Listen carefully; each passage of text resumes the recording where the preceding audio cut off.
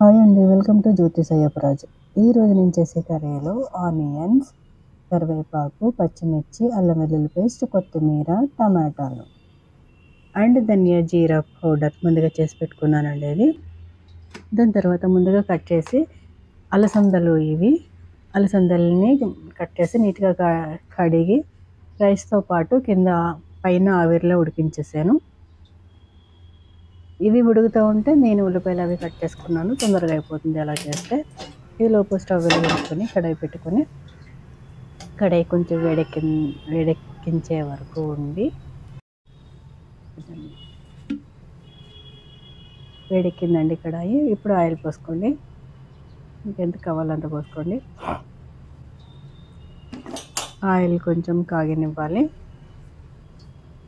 కాగిన తర్వాత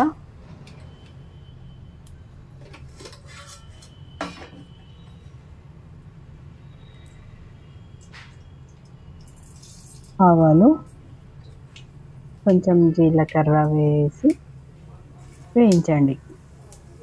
వేయించిన తర్వాత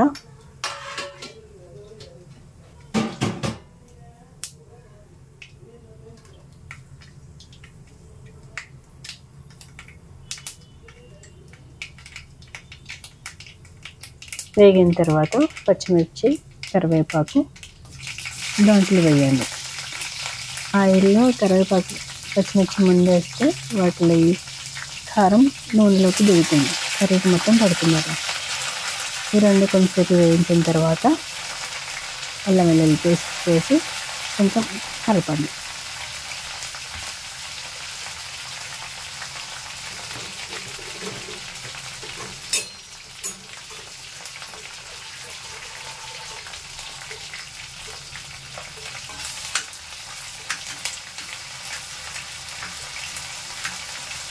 కొంచెం కలిపి అవి కూడా మగ్గనివ్వండి.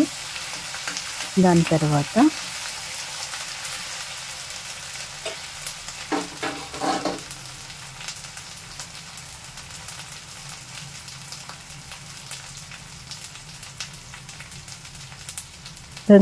కొంచెం కొత్తిమీర వేసి వేయించాను నూనెలోనే.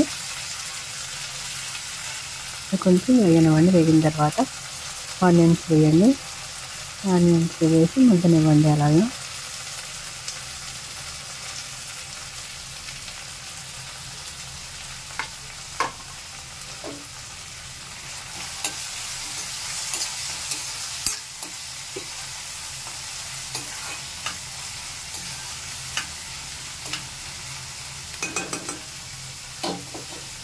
వేసి కలిపి మూత పెట్టేసేయండి ఒక 5 నిమిషాలు. మగ్గనిచ్చి సిమ్లో పెట్టేసిన తర్వాత మళ్ళీ ఒకసారి కలపండి. కలిపిన తర్వాత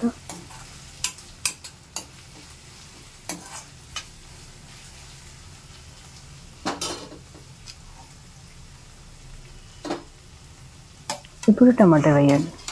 టమాటా వేసి మళ్ళీ కలిపి ఒక 5 నిమిషాలు మళ్ళీ సిమ్లో పెట్టి మగ్గనివ్వండి. హై ఫ్లేమ్లో పెడితే తొందరగా మగ్గదండి. స్లోలో పెట్టి వండుకుంటేనే బాగుంటుంది. మగ్గనిచ్చి మళ్ళీ మూత పెట్టేసేయండి.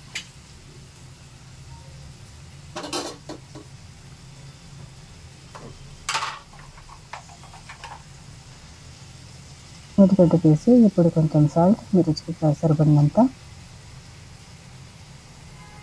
నేనైతే 2 స్పూన్లు వేసానండి. నెక్స్ట్ వచ్చేసి పసుపు, తర్వాత వచ్చేసి కారం 2 స్పూన్స్. నేనైతే 2 స్పూన్స్ వేసాను. మీరు చూసుకొని వేసుకోండి. నేను కొంచెం కారంగా తింటాను, ఇష్టం.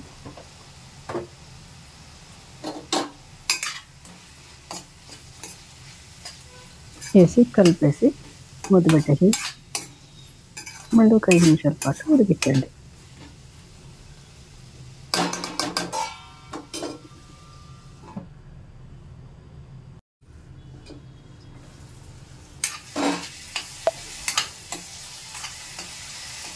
మధ్యలో మూత ఓపెన్ చేసి కొంతసేపు చూడండి మగ్గిందా లేదా అనేసి. ఎంత మగ్గితే అంత కూర బాగుంటుందండి. లేకపోతే కసకస పడుతుంది ఆనియన్ మగ్గకపోతే.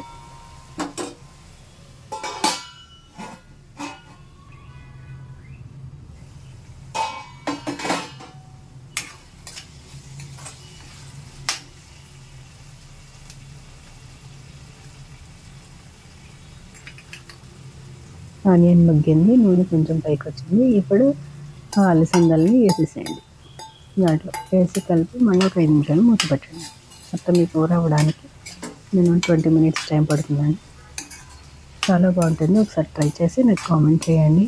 అదిరిపోద్ది.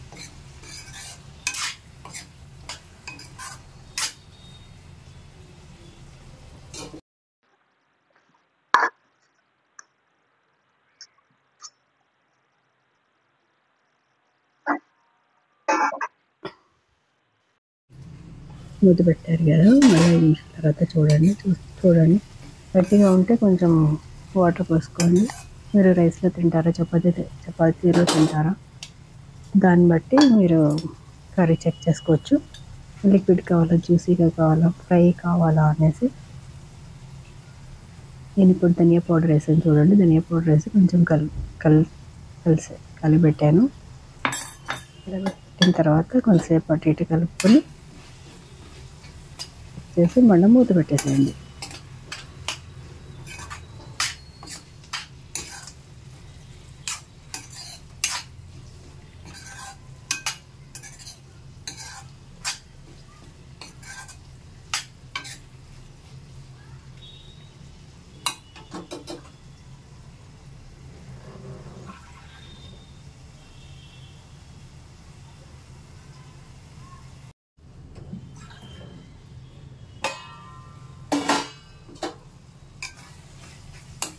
ఇక్కడ చూడండి, మీకు ఎంత కావాలో అంత లిక్విడ్ని బట్టి కొంచెం వాటర్ పోసుకోండి. నేనైతే హాఫ్ గ్లాస్ వాటర్ పోసాను. ధనియా పౌడర్ వేయగానే కొంచెం చిక్కబడుతుంది కర్రీ. అలా బాగా దగ్గరికంటే అవ్వకుండా వాటర్ పోసాను. మీరు కర్రీ స్ట్రక్చర్ బట్టి చూసుకోండి కొంచెం.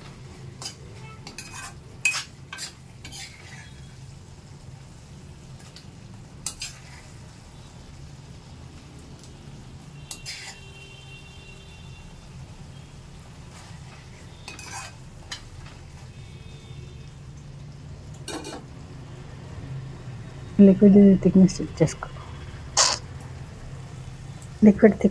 చెక్ చేసుకొని తర్వాత స్టవ్ ఆఫ్ చేసేసేయండి. ఇప్పుడు చూడండి ఎలా ఉందో. అన్నంలో కలుపుకొని చూడండి, చాలా బాగుంటుంది. నేను వాయిస్ ఓవర్ ఇవ్వడం ఫస్ట్ టైం అండి. తప్పులుంటే క్షమించండి. ఏమన్నా ఉంటే కామెంట్ పెట్టండి, చూసి నేర్చుకుంటాను. Thank you.